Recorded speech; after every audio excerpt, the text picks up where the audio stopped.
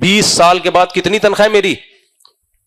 بولو نا، 40,000، جبکہ اس میں گیس بجلی کا بل بھی میں خود پے کر رہا ہوں.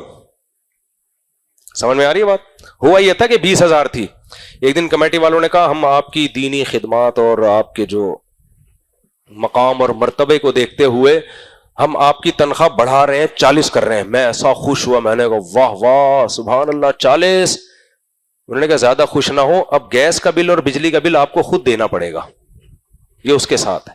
میں نے کہا 15-20 ہزار تو گیس بجلی میں نکل جاتا ہے، تو یہ میری ہے، اس لیے اگر مجھے تو 25 مل رہے ہیں میں تو فوراً لوں گا بھائی، کیا خیال ہے؟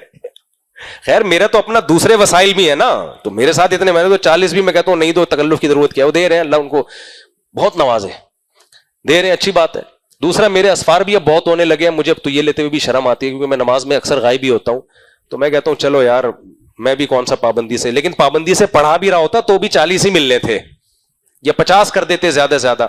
اب مجھے بتاؤ یار 50 میں ایک بیوی بچوں کے ساتھ بھی گزارا ہو سکتا ہے، 4 تو خیر الگ ہی بات ہے، وہ تو میرا اپنا ذاتی معاملہ ہے نا، ایک بیوی بچے کی تو دینے چاہیے نا.